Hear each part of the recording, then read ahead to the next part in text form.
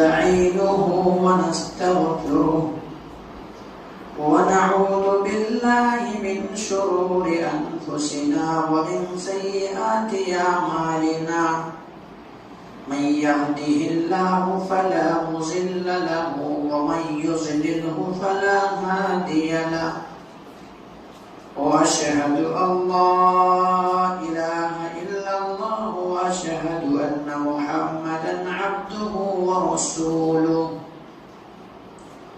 يا أيها الذين آمنوا اتقوا الله حق تقاته ولا تموتن إلا وأنتم مسلمون يا أيها الناس اتقوا ربكم الذي خلقكم من نفس واحدة وخلق منها زوجها وبث منهما رجالا كثيرا ونساء واتقوا الله الذي تساءلون به والأرحام إن الله كان عليكم رقيبا يا أيها الذين آمنوا اتقوا الله وقولوا قولا سديدا يصلح لكم أعمالكم ويغفر لكم ذنوبكم ومن يطع الله ورسوله فقد فاز فوزا عظيما أما بعد فإن خير الحديث كتاب الله وخير الهدي هدي محمد صلى الله عليه وسلم وشر الأمور محدثاتها وكل محدثة بدعة وكل بدعة ضلالة وكل ضلالة في النار فقد قال الله تبارك وتعالى في كلامه المجيد والفرقان الحميد أعوذ بالله من الشيطان الرجيم بسم الله الرحمن الرحيم وقال الله عز وجل الذين آمنوا ولم يلبسوا إيمانهم بظلم أولئك لهم الأمن وهم مهتدون وقال الله عز وجل الذين آمنوا وتطمئن قلوبهم بذكر الله ألا بذكر الله تطمئن القلوب قال رب اشرح لي صدري ويسر لي أمري واحلل عقدة من لساني يفقهوا قولي رب زدني علما رب زدني علما اللهم رب زدني علما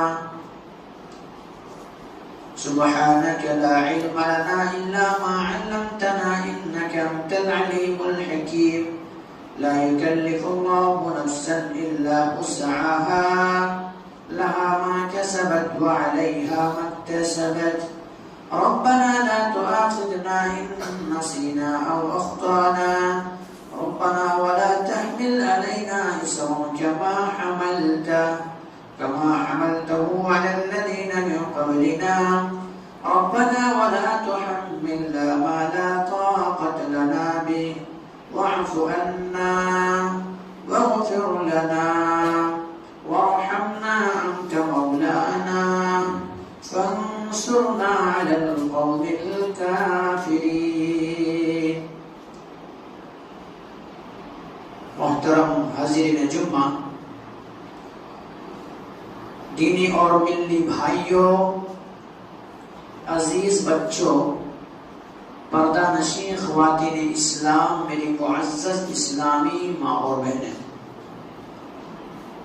تمام تعریف، حمد و ثنا، کبریائی و بڑائی اس وحدہ لا شریک خالق کائنات مالک ارض و سما کے لیے ہے جس نے ہم بنی و انسانوں کو اس روئے زمین کے اندر مبعوث کیا، اس روئے زمین کے اندر پیدا کیا، اور پیدا کرنے کے بعد اللہ سبحانہ و تعالیٰ نے ہمیں یوں ہی بلا چوچو چرا بھٹکتا بارہ پر نہیں چھوڑا، بلکہ ہمارے رہنمائی کے لیے، ہمارے رشد و ہدایت کی خاطر 1,24,000 کم و بیش انبیاء کرام کو اس روئے زمین کے اندر مبعوث کیا، اس روئے زمین کے اندر بھیجا۔ کے تمام نبیوں کے اوپر درود ہو اور تمام کے تمام رسولوں کے اوپر بھی، خصوصاً بالخصوص میرے آپ کا آقا جناب محمد رسول اللہ صلی اللہ علیہ وسلم پر۔ اللہم صلی علی محمد وعلی آل محمد کما صلیت علی ابراہیم وعلی آل ابراہیم انکا حمید مجید۔ اللہم بارک علی محمد وعلی آل محمد کما بارکت علی ابراہیم وعلی آل ابراہیم انکا حمید مجید۔ محترم سامعین کرام، میں نے آپ حضرات کے سامنے قرآن مقدس سے دو آیت تلاوت کی ہے۔ پہلی آیت جو آپ حضرات کے سامنے پڑھی گئی ہے وہ آیت سورہ انعام سے ہے اور آیت 80 پر 2 ہے۔ اسی طرح سے آپ حضرات کے سامنے دوسری آیت جو پڑھی گئی ہے وہ سورہ رعد سے ہے اور آیت 28 ہے۔ اس مناسبت سے آج میں آپ حضرات کے سامنے بیان کروں گا سکون زندگی برباد کرنے والے اسباب۔ مطلب یہ کہ آج دنیا کے اندر ہر کوئی انسان یہی چاہتا ہے کہ ہمیں راحت و آرام والی زندگی میسر ہو، ہمیں سکون والی زندگی ملے، ہماری زندگی جو ہے خوشحالی میں گزرے اور آرام ہماری زندگی میں کبھی بے سکونی نہ ہو، کبھی دلوں میں اضطراب نہ ہو اور کبھی راحت و آرام کے علاوہ کوئی بے چینی والی زندگی ہمیں میسر نہ ہو۔ لیکن ہمیں اور آپ کو سکون والی زندگی کہاں ملے گی؟ یا پھر یوں کہیے کہ انسان کی زندگی میں اگر سکون نہیں ہے، آرام نہیں ہے، راحت نہیں ہے اور بے سکونی کی زندگی بسر کرنے پر مجبور ہے، بے سکونی سے زندگی کاٹ رہا ہے، تو آخر وجہ کیا ہے جس کی وجہ سے انسان بے سکونی کی زندگی کاٹنے پر مجبور ہو رہا ہے؟ تو اسی لیے موضوع خطابت ہے سکون زندگی برباد کرنے والے اسباب و علاج۔ تو میرے بھائیوں، ہمیں اور آپ کو مذہب اسلام ایک ایسا مذہب ہے جو اللہ رب العالمین کا پسندیدہ، اللہ رب العالمین نے مذہب اسلام کو چن لیا ہے اور مذہب اسلام کے علاوہ دیگر مذہب جو ہے وہ قابل قبول نہیں ہے۔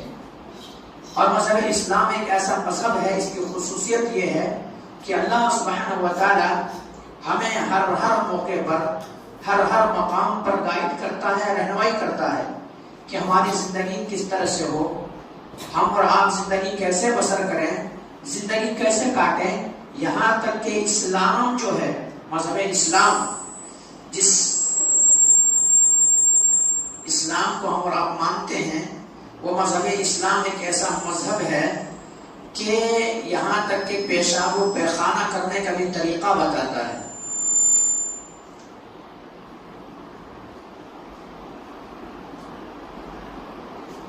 یہاں تک کہ پیشاب و پیخانہ کرنے تک کے طریقہ بتاتا ہے کہ انسان ہر معاملے میں ہمیں گائیڈ کرتا ہے، ہر معاملے میں ہمیں رہنمائی کرتا ہے، ہر معاملے میں ہمارے راستہ بتاتا ہے۔ تو کیا ہمیں اور آپ کو بھلا وہی اسلام سکون زندگی کے تعلق سے کوئی راستہ نہ بتایا ہے، کوئی ایسی چیز نسخہ نہ بتایا ہے جس کو اپنا کر کے ایک انسان سکون والی زندگی پا سکتا ہے، آرام والی زندگی پا سکتا ہے؟ جی، اسلام ہمیں یہ تمام ساری چیز بتائے ہیں اور تمام ساری چیزوں کے تعلق سے گائیڈ کیے ہیں کہ ہم اور آپ کو یہی راستہ اپنا کر کے سکون والی زندگی ملے گی، سکون و آرام والی زندگی میسر ہوگی، سکون و آرام والی زندگی ملے گی۔ تو آئیے میں بتاؤں آپ کو، اگر ہمیں اور آپ کو سکون چاہیے، ہمیں اور آپ کو آرام چاہیے، ہمیں اور آپ کو راحت والی زندگی چاہیے، تو ہمیں اور آپ کو کیا کرنا پڑے گا؟ اللہ تبارک و تعالی نے فرمایا ہے، اعوذ باللہ من الشیطان الرجیم، بسم اللہ الرحمن الرحیم، الذین آمنوا ولم یلبسوا ایمانهم بظلم اولئک لهم الامن وهم مهتدون۔ الذین آمنوا، جو ایمان لائے، ولم یلبسوا ظلم، الذین آمنوا ولم یلبسوا بایمانہم ظلم، اور اپنے ایمان کے ساتھ کیا کیا؟ وہ شرک کو نہیں ملایا۔ اولئک لهم الامن، انہی لوگوں کے لیے کیا ہے؟ ہدایت ہے، اور یہی لوگ ہدایت یافتہ ہیں۔ انہی لوگوں کے لیے امن ہے اور یہی لوگ ہدایت یافتہ ہے۔ اللہ نے کیا کہا؟ الذین آمنوا ولم یلبسوا ایمانهم بظلم اولئک لهم الامن وهم مہتدون۔ جو شخص ایمان لاتا ہے اور ایمان لانے کے بعد ایمان کو شرک کے ساتھ نہیں ملاتا ہے، اولئک لهم الامن، انہی لوگوں کے لیے امن ہے، انہی لوگوں کے لیے سکون ہے، انہی لوگوں کے لیے آرام دہ زندگی ہے۔ اولئک هم المفلحون، اور یہی کیا ہے؟ اولئک هم المہتدون، اور یہی ہدایت یافتہ ہے، یہی ہدایت یافتہ ہے۔ تو ایک انسان کو سکون والی زندگی کے لیے، آرام والی زندگی کے لیے، راحت والی زندگی کے لیے، زندگی بسر کرنے کے لیے اسے سب سے پہلے ایمان لانا پڑے گا۔ ایمان لانا پڑے گا کس کے اوپر؟ اللہ کے اوپر ایمان، اللہ کے رسول کے اوپر ایمان، فرشتوں کے اوپر ایمان، کتابوں کے اوپر ایمان، تقدیر کے خیر و شر کے اوپر ایمان، آخرت کے اوپر ایمان، ان کو ایمان لانا پڑے گا۔ اور ایمان لانے کے بعد، کلمہ شہادتین کا اقرار کر لینے کے بعد، پھر اسے ایمان کے تقاضے پر عمل کرنا پڑے گا۔ یعنی ہمیں کلمہ پڑھ لینے کے بعد اللہ کے نبی جناب محمد کریم صلی اللہ علیہ وسلم نے کن کن باتوں سے روکا ہے، کس چیز سے روکا ہے، اللہ تبارک و تعالیٰ نے کس بات کو کرنے کا حکم دیا ہے، تو ہمیں ایمان لانے کے بعد ان باتوں کے اوپر عمل کرنا ہوگا۔ اگر ہم اور آپ ایمان لائیں گے اور ان باتوں کے اوپر ایمان کریں گے تو انشاءاللہ اللہ تبارک و تعالیٰ نے کہا ہے الذین آمنوا ولم یلبسوا ایمانهم بظلم اولئک لهم الامن وهم مہتدون۔ جو لوگ ایمان لائے اور ایمان کے ساتھ شرک کو نہ ملایا، اولئک لهم الامن، یہی لوگ راحت والی زندگی میں ہے، امن والی زندگی میں ہے، اولئک هم المہتدون، اور یہی ہدایت یافتہ ہے۔ تو سب سے پہلا نسخہ جو ہے سکون زندگی کے لیے، آرام و راحت والی زندگی کے لیے کیا ہے؟ ہمیں اور آپ کو اسلام پر عمل کرنا ہوگا۔ ایمان لانے کے بعد ان کے تقاضے پر عمل کرنا ہوگا، تو ہمیں اور آپ کو کیا ہے؟ سکون والی زندگی ملے گی۔ اللہ تبارک و تعالیٰ بھی یہی دو انداز میں کہتا ہے۔ قرآن مقدس کی آیت ہے، آیت 28 ہے، سورہ رات کے اندر یہ آیت موجود ہے۔ اللہ تبارک و تعالیٰ نے فرمایا الا بذکر اللہ تطمئن القلوب، کہ دلوں کو سکون، دلوں کو راحت، دلوں کو آرام کس چیز سے ملتی ہے؟ اللہ کے ذکر سے، اللہ کے ذکر سے۔ تو یہاں اللہ رب العالمین کے ذکر اگر کوئی انسان کرتا ہے، ذکر سے تمام ساری چیزیں آ جاتی ہے، ان کی نمازیں، ان کی قربانیاں، تمام ساری چیزیں ذکر میں آ جاتے ہیں۔ تو جب اللہ رب العالمین کے ذکر اگر کرتا ہے تو ایسے انسان کے لیے سکون والی زندگی ہے، آرام والی زندگی ہے، راحت والی زندگی ہے، اور بے سکونی ان کی زندگی میں پھر نہیں ہے۔ وہ انسان پریشان حال نہیں ہے جب وہ اسلام کے اوپر عمل کرے گا۔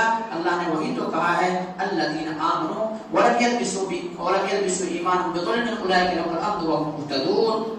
تو یہ چیز ہے، تو ہمیں اور آپ کو اسلام پر عمل کرنا پڑے گا۔ مذہب اسلام نے جو بتایا ان چیزوں کے اوپر عمل کرنا پڑے گا، شریعت کے اوپر عمل کرنا پڑے گا، تب تو ہمیں اور آپ کو راحت والی زندگی ملے گی، آرام والی زندگی ملے گی، سکون والی زندگی ملے گی۔ اور اگر میں اور آپ اسلام کے اوپر عمل نہیں کیے، ایمان لانے کے بعد صرف ایمان تو لے آئے، لیکن ایمان لانے کے بعد کیا کیا چیز ہمارے اوپر فرض ہے، ان چیزوں پر عمل نہیں کیے، تو ہماری زندگی بے سکونی والی زندگی ہوگی، آرام اور راحت والی زندگی نہیں ہوگی۔ اللہ تبارک و تعالیٰ نے یہی قرآن مقدس کے اندر فرماتا ہے۔ آپ قرآن کریم کو اٹھا لیں گے، قرآن کریم کے اندر آیت ہے سورہ طٰہٰ کے اندر 124، 125، 126، 3 آیت کو آپ پڑھیں گے تو اللہ تبارک و تعالیٰ نے کہا ہے وَمَنْ أَعْرَضَ عَنْ ذِكْرِي فَإِنَّ لَهُ مَعِيشَةً ضَنْكًا وَنَحْشُرُهُ يَوْمَ الْقِيَامَةِ أَعْمَى وَقَدْ كُنْتَ بَصِيرًا قَالَ كَذَلِكَ أَتَتْكَ آيَاتُنَا فَنَسِيتَهَا وَكَذَلِكَ الْيَوْمَ تُنسَى۔ جو شخص میرے ذکر سے روگردانی کرے گا، منہ موڑے گا، اللہ رب العالمین کی بندگی سے منہ موڑے گا، اللہ تبارک و تعالیٰ ان کی دنیاوی زندگی کو تنگ کر دے گا، دنیاوی زندگی تنگ ہو جائے گا، پیسہ کمائے گا، دولت ان کے پاس ہوں گے، مال و اولاد ہوں گے، تمام ساری چیزیں رہنے کے باوجود بھی کیا ہوگا؟ ان کی زندگی تنگ ہو جائے گی، سکون نہیں ہوگے، آرام نہیں ہوگا، راتوں کے اندر ایسے بے چین رہے گا، راتوں کے اندر جب تک کہ وہ دوائی نہ کھا لے تب تک انہیں نیند نہیں آئے گی، تمام نعمتوں کی فراوانی ہوگی لیکن چین و سکون چھن جائے گا۔ اسی لیے اللہ نے کہا ہے وَمَنْ أَعْرَضَ عَنْ ذِكْرِي فَإِنَّ لَهُ مَعِيشَةً ضَنْكًا، جو بھی میرے ذکر سے منہ موڑے گا ان کے دنیاوی زندگی تنگ کر دوں گا، اور قیامت کے دن اندھا کر کے اٹھاؤں گا، قیامت کے دن نابینا ہو کے اندھا ہو کر کے اٹھے گا وہ انسان. دنیاوی زندگی کے اندر بے سکونی ہوگی، سکون اور راحت والی زندگی نہیں ہوگی. پیسہ ہوں گے، دولت ہوں گے، مال ہوں گے، کماتا ہوگا، بینک بیلنس ہوں گے، پراپرٹی ہوں گے، سب کچھ ہوں گے، لیکن دنیاوی زندگی تنگ ہو جائے گی. کیوں؟ اللہ رب العالمین کے ذکر سے منہ موڑا ہے. منہ موڑا. ومن اعرض عن ذکری فإن له معیشة ضنکا ونحشره یوم القیامة اعمی وقد كنت بصیرا. اور قیامت میں اندھا کر کے اٹھاؤں گا. اندھا ہو کر کے اٹھے گا انسان. وہ انسان اقرار کرے گا، کہے گا اللہ تبارک و تعالیٰ دنیا کے اندر مجھے آنکھیں دی گئی تھی، میں آنکھوں سے دیکھتا تھا، لیکن آج اندھا ہو کے کیوں اٹھ رہا ہوں؟ آج بینائی کیوں چھن گئی ہے؟ آج دکھائی کیوں نہیں دے رہا ہے؟ اللہ اکبر. وہاں پہ جواب دے گا اللہ تبارک و تعالیٰ، قال كذلك اتتك آیاتنا فنسیتها وكذلك اليوم تنسى. تمہارے سامنے تم نے میری آیتوں کو بھلا دیا تھا، اس لیے آج میں تمہیں بھلا دیا ہوں. تمہارے سامنے واضح و نصیحت کی جاتی تھی، تقریر کیا جاتا تھا، قرآن و حدیث پڑھ کے سنایا جاتا تھا، لیکن تمہارے کان میں جوم تک نہیں رہتی تھی، تمہیں بات سمجھ میں نہیں آتی تھی. تم نے قرآن کو بھلا دیا تھا، آیتوں کو بھلا دیا تھا. تمہارے سامنے ذکر کیا جاتا تھا تاکہ ایسا ہو کہ تم ذکر کو سن کر کے، قرآن و حدیث کو سن کر کے ایسا ہو کہ تمہیں کیا ہے، تمہارے ایمان کے اندر بڑھوتری پیدا ہو. لیکن تمہارے ایمان کے اندر کوئی بڑھوتری پیدا نہیں ہوا کرتا تھا، اس لیے آج تم نے اس چیز کو بھلا دیا تھا، اس لیے آج میں تم کو بھلا دیا ہوں. تو میرے بھائیوں، سکون والی زندگی چاہتے ہو، آرام والی زندگی چاہتے ہو، راحت والی زندگی چاہتے ہو، بے سکونی آپ کی زندگی میں ہے، تو آپ کیا کریں؟ آپ ایمان کے تقاضے کے اوپر عمل کریں. ایمان کے تقاضے کے اوپر عمل کریں. اللہ سبحانہ و تعالیٰ نے ہمیں اور آپ کو جس مقصد کے لیے پیدا ہے، اس مقصد کے لیے پیدا کیا ہے، وہ مقصد کے لیے ہم اور آپ جئیں، نہ کہ دنیا کے لیے ہم اور آپ جئیں.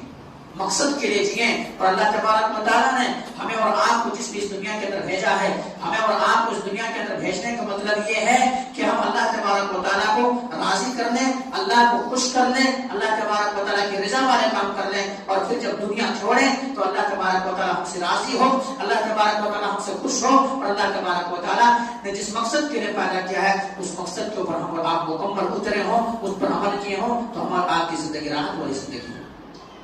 تو اس لیے اللہ تبارک و تعالیٰ نے پیدا کیا ہے. تو بے سکونی کا اسباب میں سے ایک سبب یہ ہے کہ اسلام سے دور، شریعت سے دور، مسجدوں سے دور، ذکر سے دور، قرآن کی تلاوت سے دور، یہ تمام سارے چیزوں سے دور انسان ہے، اس لیے ان کی زندگی میں آرام و راحت نہیں ہے.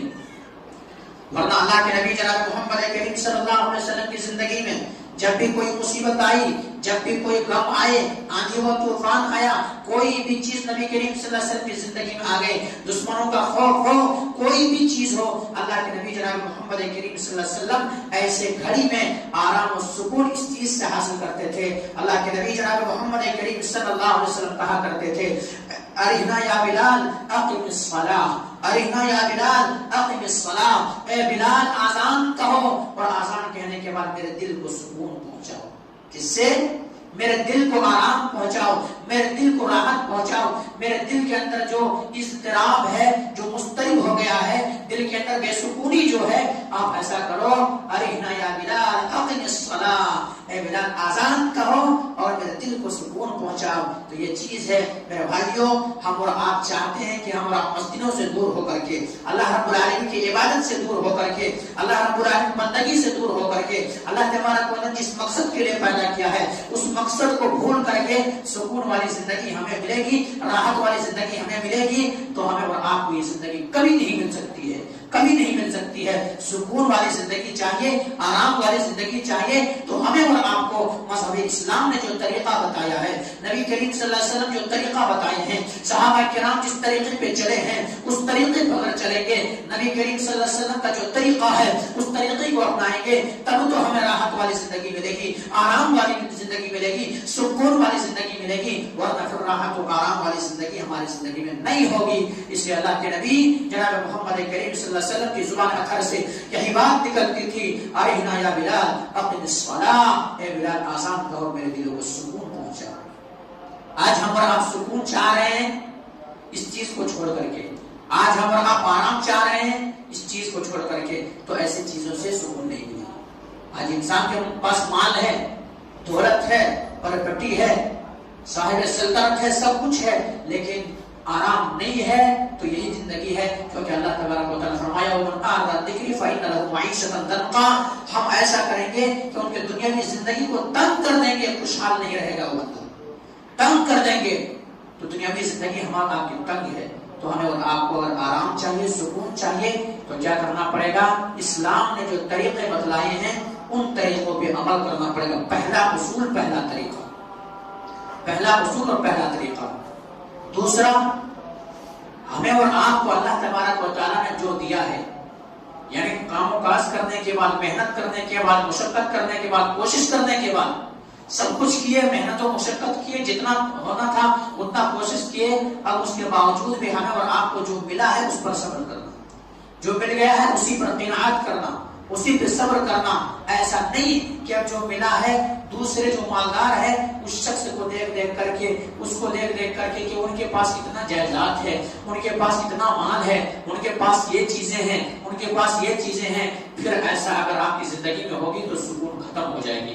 کیوں؟ مذہب اسلام ایک ایسا مذہب ہے، سکون دلانا چاہتا ہے. اسی لیے اللہ کے نبی جناب محمد کریم صلی اللہ علیہ وسلم نے فرمایا ہے کہ جب تمہیں دنیا دیکھنے کی باری آئے تو ایسا کرو کہ اپنے سے نیچے والے کو دیکھو، اپنے سے نیچے والے کو دیکھو، اور جب آخرت کے معاملہ پیش آئے تو اپنے سے اوپر والے کو دیکھو. جب اوپر والے کو دیکھو گے تو نیکی زیادہ کرنے کی خواہش پیدا ہوگی اور دنیا سے بے رغبتی ہوگی. دنیا سے کیا ہے؟ دنیا سے تم کنارہ کش ہو کر کے نکل جاؤ گے. تو جب دیکھنا ہے تو دنیاوی معاملے میں اپنے سے نیچے والے کو دیکھو. اگر آپ 200 روپے کما رہے ہیں، آپ دیکھیں کہ آپ سے اس سے بھی کم کمانے والا کوئی ہے.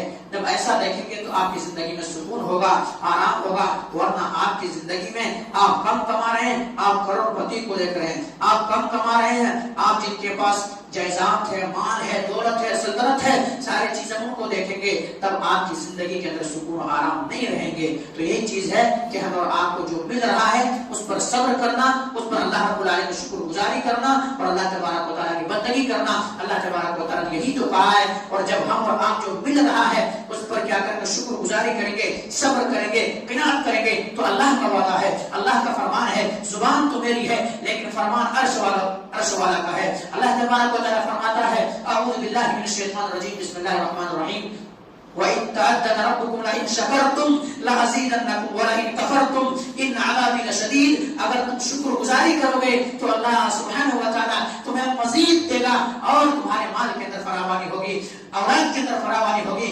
زندگی کے اندر راحت ہوں گے، آرام ہوں گے، سکون ہوں گے. اور اگر ناشکری کرو گے تو ناشکری کرنے کی وجہ سے کیا ہوگے؟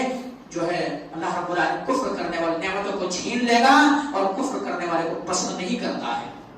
آئیے میں بتاؤں آپ کو بات کو سمجھانے کے لیے، تاکہ بات کو سمجھانے میں آسانی ہو اور سمجھ سکے آپ لوگ. شیخ سعدی علیہ الرحمہ ایک بہت بڑے فلسفہ گزرا ہے. انہوں نے اپنے زندگی کے حالات کو بھی کوٹ کیا ہے اور ان کی زندگی میں آنے والے مراحل، آنے والی مصیبتوں کو بھی اپنے کتابوں کے اندر درج کیا ہے. اور اس میں تمام سارے بات اس لیے کوٹ کیا ہے، اس لیے لکھا ہے تاکہ کوئی ایک انسان اگر پریشانی کے عالم میں زندگی بسر کر رہا ہے، بے سکونی کے عالم میں زندگی بسر کر رہا ہے، ان کی زندگی میں آرام اور راحت والی زندگی، آرام سکون والی زندگی نہیں ہے، تو اس کو پڑھ کر کے، اس کو سن کر کے، اس کو سمجھ کر کے، اس کو دیکھ کر کے کیا کرے انہیں راحت و آرام والی زندگی مل جائے. انہوں نے اپنے تعلق سے ایک واقعہ نقل کرتا ہے. واقعہ کیا ہے کہ یہ انسان کہیں سفر میں جا رہے تھے، ساز و سامان ان کے پاس تھے، سواریاں ان کے پاس موجود تھا، تمام سارے چیزیں ان کے پاس تھے. لیکن ہوا کہ کچھ دیر ابھی گزرے ہیں، کچھ دور تک گئے ہیں، ہوا اتفاق سے ایسا کہ چور ان کو چاروں طرف سے اچک لیتے ہیں، گھیر لیتے ہیں، چور کے شکنجے میں آ جاتا ہے. چور اس انسان کے تمام مال و اسباب کو چھین لیتا ہے، سواری چھین لیتا ہے، پیسے چھین لیتے ہیں اور سفر کے لیے جو اخراجات لے کے جا رہے تھے ان چیزوں کو چھین لیتا ہے. یہاں تک کہ جوتے تک چھین لیتے ہیں، جوتے تک چھین لیتے ہیں. یہ انسان غریب مارا، اب ان کے پاس کوئی سواری نہیں ہے، پیسے نہیں ہے، دولت نہیں ہے، جوتے تک چھن گیا ہے. یہ انسان چلتے چلتے چلتے چلتے دمشق کے مسجد میں پہنچے. دمشق کے مسجد میں پہنچے ہیں اور وہاں جا کر کے یہ اللہ رب العالمین کے سامنے گریہ زاری ہوا ہے، سجدہ ریز ہوا ہے اور اللہ تبارک و تعالیٰ کے سامنے دست دعا ہوا ہے، اللہ تبارک و تعالیٰ کے سامنے اپنے دست مبارک کو اٹھا دیا ہے اور اللہ رب العالمین سے دعا کر رہا ہے، اور دعا میں کہیں ناشکری والی چیز ان کے ذہن و دماغ کے اندر آ گیا ہے کہ اللہ تبارک و تعالیٰ میری زندگی اتنا تنگ، میری زندگی اتنی مصیبت سے کٹ رہی ہے، میری زندگی ایسے پریشانی میں کٹ رہی ہے کہ میرے پاس جوتے تک چھن گیا ہے، میں اتنا غریب و کلاش ہوں، جوتے تک میرے پاس موجود نہیں ہے، کھانے کے لیے چیز موجود نہیں ہے، تمام کون سے گناہ میں نے ایسا کیا ہے جس کے عوض میں، جس کے پاداش میں، جو گناہ کرنے کی وجہ سے اللہ تبارک و تعالیٰ یہ مصیبتیں، یہ پریشانیاں، یہ آزمائشیں میری زندگی کے اندر آئی ہے، آخر وجہ کیا ہے، ریزن کیا ہے، سبب کیا ہے، علت کیا ہے جس کی وجہ سے یہ دن مجھے دیکھنا پڑ رہا ہے۔ اللہ اکبر، ابھی وہاں سے دعا کر کے نکلے ہیں، دعا کر کے نکلے ہیں، مسجد کے سیڑھی پہ کیا دیکھتا ہے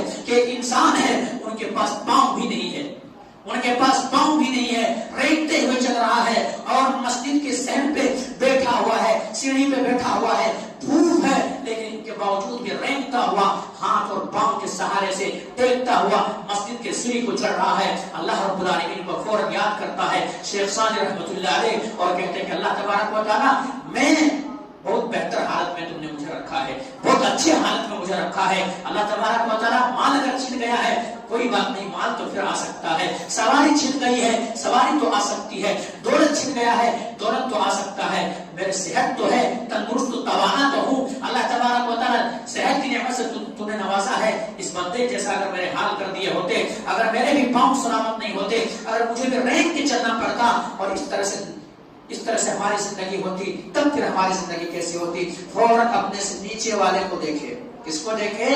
اپنے سے نیچے والے کو دیکھے، اور نیچے والے کو جب دیکھے تو جو راحت والی زندگی ان کی زندگی میں نہیں تھی، سکون نہیں تھا، بے چین ہو رہا تھا انسان اور سکون غائب ہو گیا تھا، تو وہ انسان جب اپنے سے نیچے والے کو دیکھتا ہے، نیچے والے کو دیکھنے کے بعد فوراً اللہ رب العالمین کا شکریہ ادا کرتا ہے، اور شکریہ ادا کرنے کا ایک مقصد یہ بھی ہے میرے بھائی، شکریہ ادا کرنے کا سب سے اہم ذریعہ یہ بھی ہے کہ اللہ رب العالمین کا شکریہ صرف اس زبان سے ادا نہ کیا جائے بلکہ اپنے جسم اور اعضاء سے بھی ادا کیا جائے۔ کیسے؟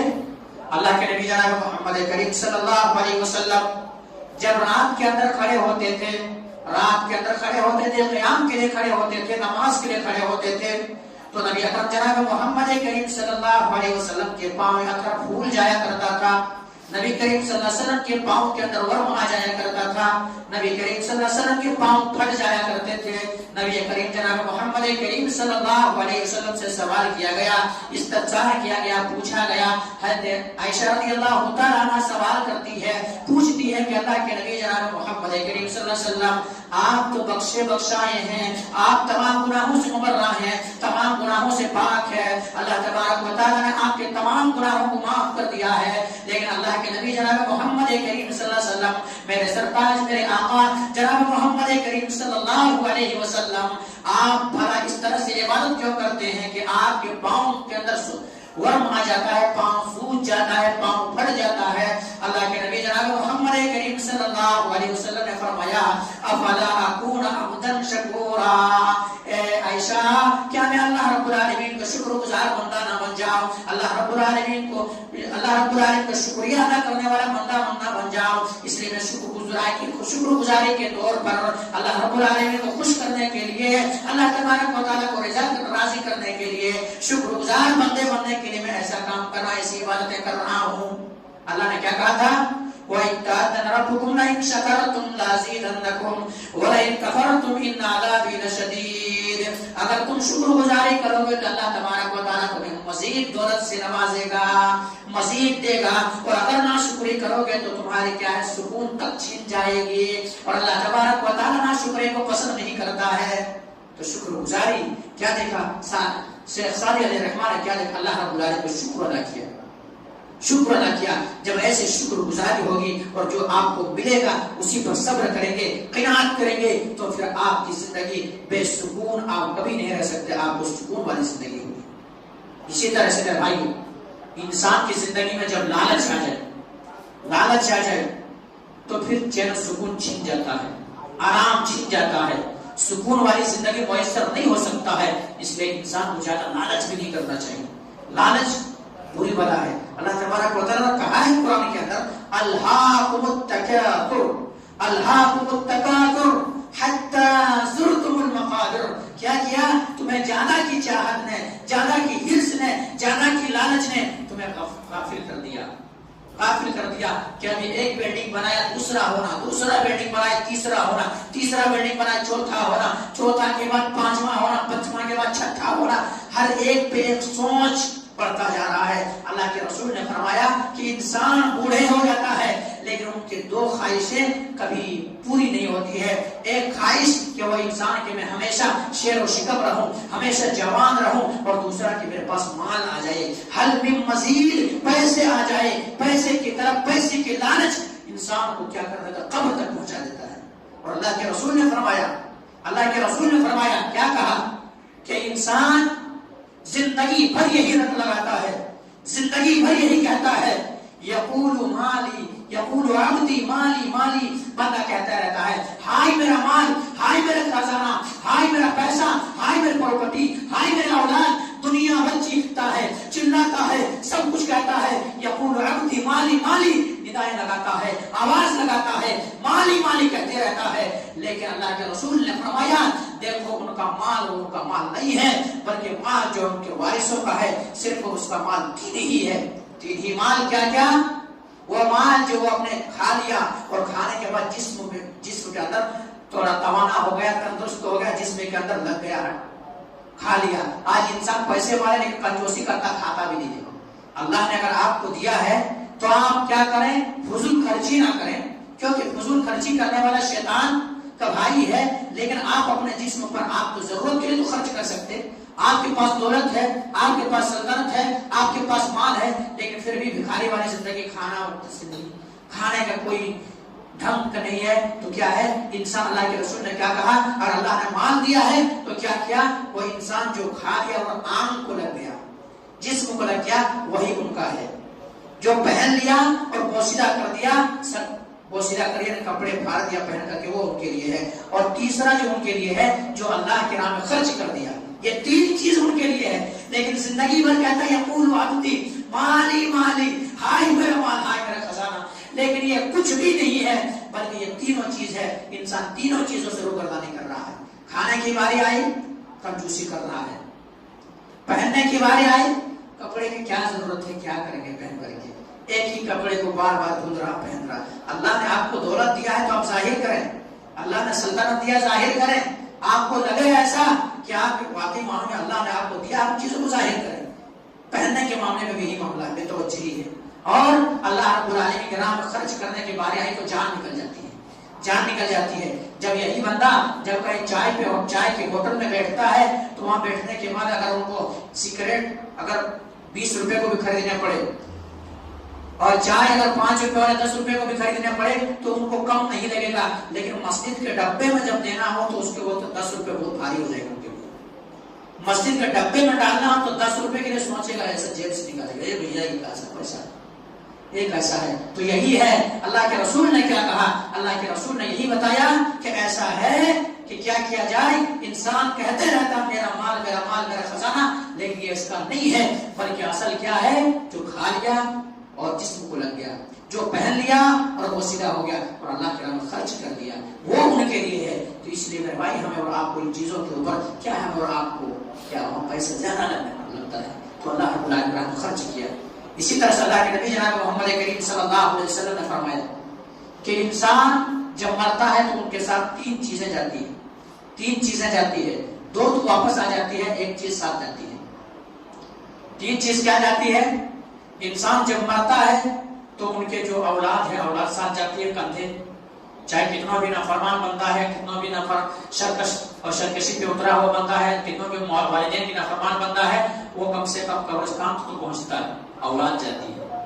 दूसरी चीज उनके मालूम बता जाते हैं। मालूम बता बोले तो कोई चीज यानी जो घोड़ा कुदाल, यही सारे तमाम सारी चीजें, जनाजे खाट, वो सारी चीजें जाती है। ये माल, ये दो वापस आ जाती है, दो वापस आ जाती है। औलाद आ जाते हैं और हाथ झाड़ते हुए नजर आते हैं, हाथ झाड़ते हुए नजर आ रहे हैं, झाड़ते हुए आ जाते हैं। सामान भी ले वापस आ जाता है, उनके साथ जो जाता है आमाल जाता है, बेहतर साले आमाल जाता है। आज हम और आप यही नहीं कर रहे हैं, سب کر رہے ہیں اولاد کے لیے اچھے سے اچھی جگہ پہ پڑھانے کی کوشش کر رہے ہیں، اچھا سے اچھا تعلیم دینے کی کوشش کر رہے ہیں، اچھے سے اچھے مستقبل بنانے کی کوشش کر رہے ہیں، چاہے آپ کو مصیبت ہی اٹھانا پڑے، آپ دھوپ کو دھوپ نہیں کہہ رہے ہیں، بارش کو بارش نہیں کہہ رہے ہیں، ٹھنڈی کو ٹھنڈی نہیں کہہ رہے ہیں، اور نکل رہے ہیں کام کاج کے لیے، محنت کے لیے، اور یہ تمام ساری چیزیں اولاد کو بنا رہے ہیں. لیکن آپ کے ساتھ جو جانے والی ہے، آپ کے ساتھ جو جانے والی ہے، اس کے لیے آپ محنت نہیں کر رہے ہیں، قد و کاوش نہیں کر رہے ہیں. اب آپ کے اعمال ساتھ جانے والے اس اعمال کے تعلق سے نہیں سوچ رہے ہیں.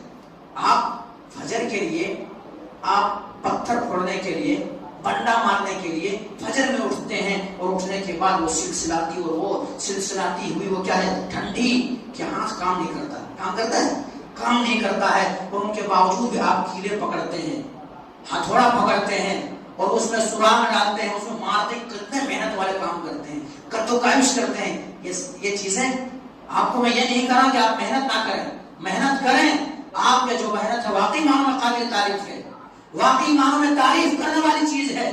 لیکن آپ کی زندگی اگر اللہ رب العالمین کی عبادت میں نہیں گزر رہی ہے، اللہ تبارک و تعالیٰ نے جس مقصد کے لیے پیدا کیا ہے اس مقصد میں نہیں گزر رہا ہے، تو آپ بے بس ہو جائیں گے. آپ کے ساتھ کچھ بھی نہیں جائے گا. 3 چیز جائیں گے، 2 واپس آ جائیں گے. آپ کے ساتھ جو اعمال جائیں گے، اعمال تو آپ کی زندگی میں ہے نہیں. آپ کتنا قد و کاوش کر رہے ہیں ان کے لیے. اور وہی چیز اگر آپ کو کہا جائے بھائی آپ ایسا کیجئے کہ 5-10 منٹ کے لیے اللہ کے واسطے، ہر کوئی سدھر گیا ہے، پورے اکثر لوگ سدھر رہے ہیں، اکثر لوگ اسلام پہ آ رہے ہیں، اکثر لوگ مسجدوں کو آباد کر رہے ہیں، نمازی بن گئے ہیں. بھائی آپ کیوں نہیں کرتے ہیں؟ تو یہی ہے کہ مولوی صاحب ہم کو کہاں کام سے فرصت ملے تو ہم کچھ کریں نا، کام سے ہمیں فرصت ملے تو کچھ کریں نا. مال و دولت جمع کرنے میں اتنا مگن ہو گئے ہیں کہ ایسا اللہ تبارک و تعالیٰ کا الہاکم التکاثر. آپ کے بھی ذہن و دماغ کے اندر ایسا نہیں کہ آپ کے ذہن و دماغ کے اندر ایسا نہیں آ رہا کہ ہم نماز پڑھیں گے بول کے. ہر کسی کے ذہن و دماغ کے اندر اگر جمعہ کے دن آپ آ گئے ہیں تو اس کی یہ دلیل ہے کہ آپ بھی چاہتے ہیں کہ ہم نماز پڑھیں گے، لیکن سوچ کے ہمارا تھوڑا سیٹلمنٹ ہو جائے تو اچھا ہے. بولے صاحب پڑھیں گے ابھی تو کیا ابھی جوانی ہے، ابھی بچپن ہے، ابھی تھوڑا عمر ہو جانے کے بعد تھوڑا بچے کے لیے گھر بنانے کا ہے، وہ گھر بنا لینے کے بعد انشاءاللہ پڑھیں گے. یا بچوں کی شادی کا معاملہ ہے، شادی کر لیں گے اس کے بعد فری ہو جائیں گے، بولے صاحب ٹینشن ہی نہیں ہوگا، اس وقت پڑھیں گے. یا پھر ایسا ہوگا بولے صاحب ذرا کاروبار سے چھٹی نہیں ملتی ہے، ذرا مہلت مل جائے تو پڑھیں گے. ایسا سمجھتے نہیں سمجھتے، ہر کوئی سمجھتا ہے. لیکن میرے بھائی آپ کی کیا گارنٹی کہ سانس ابھی رک جائے، ابھی سانس رک جائے اور فرشتے آئے اور فرشتے کو آپ کہیں کہ ذرا مہلت دو بھیا، مہلت ذرا دے دو. مہلت دیں گے تو کیا ہوگا؟ مہلت دیں گے ہم عبادت کریں گے. اور واقعی مانو ہر کوئی وہی کہے گا. مرتے وقت جب ان کے پاس فرشتے آئے گا تو فرشتے کو یہی کہے گا فَأَصَّدَّقُ وَأَكُن مِّنَ الصَّالِحِينَ. کیا کہے گا؟ ذرا مہلت دے دو، ذرا مہلت دے دو. إِلَىٰ أَجَلٍ قَرِيبٍ فَأَصَّدَّقُ وَأَكُن مِّنَ الصَّالِحِينَ. میں جو بھی کمایا تھا، اب تو کماتے وقت تو کہہ رہا تھا کہ میرے بیٹے کا ہونا، میرے اولاد کا ہونا، پراپرٹی ان کا ہونا، ان کا ہونا.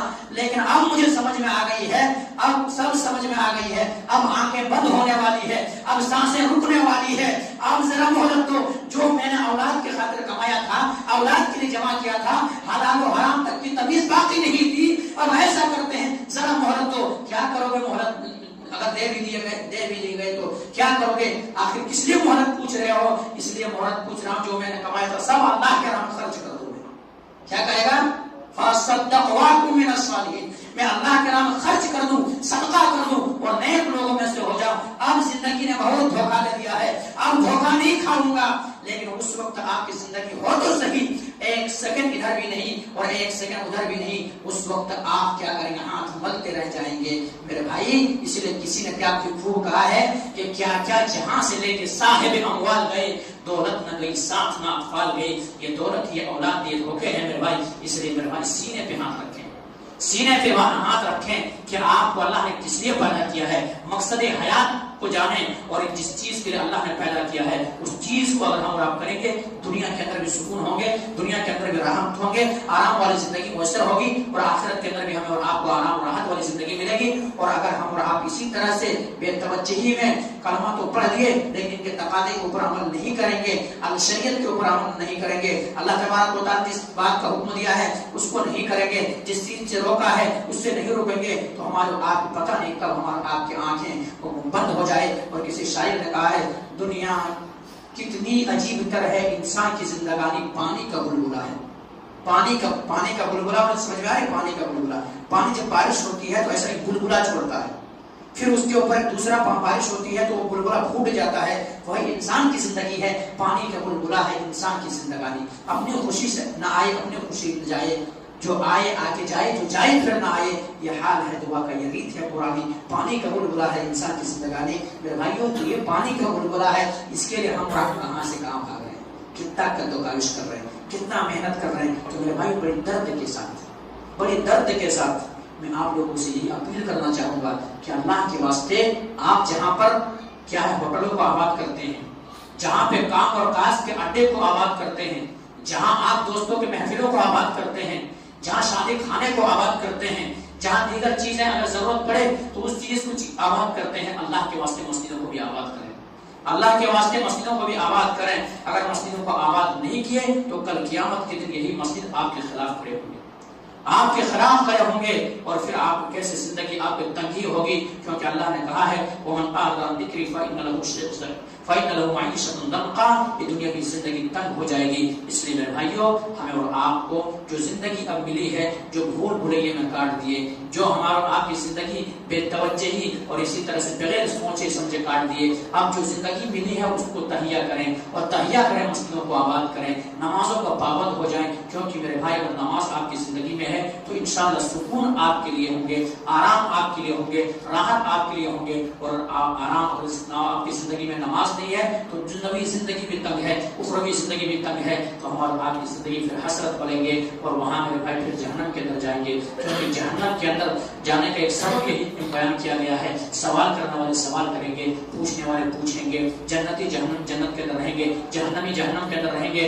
جو نمازی تھے، نماز پڑھنے والے تھے، صوم و صلات کے پابند تھے، شریعت کے پابند تھے، وہ بندہ جنت کے اندر جائے گا تو جہنمیوں سے سوال کریں گے کہ ما سلککم فی سقر، تم جہنم کے اندر کیسے چلے گئے، جہنم کے اندر ٹھکانہ تمہیں کیسے مل گیا؟ ہمارے ساتھ تم رہتے تھے، ہمارے ساتھ کام و کاج کرتے تھے، ہمارے ساتھ محفلوں کو آباد کرتے تھے، ہمارے ساتھ ہوٹلوں کو آباد کرتے تھے، ہمارے ساتھ جا کر کے کھیل کود کرتے تھے، ہمارے ساتھ کام و کاج میں ہمارے ساتھ تھے، شادی بیاہ میں ہمارے ساتھ تھے، ہر معاملے میں ہمارے ساتھ تھے. ہمیں کوئی مصیبت آئے تو چاہے جتنا بھی دشمنی ہو آپ کھڑے ہو جاتے تھے. ارے ہمارے قوم والے کو، ہمارے کیٹیگری والے کو، ہمارے ایسے خاندان والے کو کوئی انگلی کیسے اٹھائے. دشمنی اپنی جگہ ہے، تاک میں رکھتے ہیں، لیکن چلو ابھی تو باری آئی ہے کہ ہمارے لوگوں کے خلاف آواز اٹھایا ہے، اب آواز میں ہم ساتھ دیں گے، ہم جائیں گے. ہر معاملے میں آپ ساتھ تھے، لیکن بھائی میں جنت کے اندر ہوں، آپ جہنم کے اندر چلے گئے. آخر ریزن کیا ہے، سبب کیا ہے، وجہ کیا ہے، علت کیا ہے؟ میرے بھائی جواب یہی ہوگا لم نکن من المصلین، لم نکن من المصلین. ہم نمازی نہیں تھے میرے بھائی، اس لیے جہنم کے اندر چلے گئے. تو میرے بھائیوں ہمیں اور آپ کو جو زندگی ملی ہے اس کو غنیمت جانیں، اور ہمارا اللہ رب العالمین بندگی میں زندگی کو گزارے. اگر بے بندگی میں زندگی گزارے تو پھر بڑی افسوس ملنا پڑے گا اور افسوس کرنا پڑے گا. بہرحال باتیں بے شمار تھی، یہیں سے اپنے بات کو ختم کرتا ہوں. اللہ سبحانہ وتعالیٰ سے دعا کرتا ہوں کہ مولا کریم جو بات کہی گئی ہے سب سے پہلے تو ہم اور آپ کو تو ان باتوں کے اوپر اچھی سمجھ کے توفیق دے دے.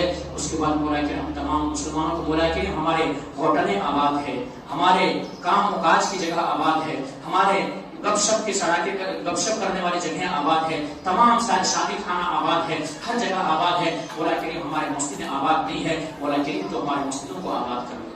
مولا کریم جن کے سینے کے اندر اللہ کا خوف نہیں ہے، اللہ کا ڈر نہیں ہے، آخرت کی تیاری نہیں کر رہا ہے، مولا کریم تو ان کے سینے کے اندر اپنا ڈر پیدا کر دے، اپنا خوف پیدا کر دے، اور انہیں بھی آخرت کے لیے جینے کے لیے بے مقصد نہیں بلکہ با مقصد زندگی گزارنے والی بنا دے. تقبل یا رب العالمین وآخر دعوانا الحمدللہ رب العالمین. سبحان ربک رب العزة عما یصفون وسلام علی المرسلین والحمد للہ رب العالمین.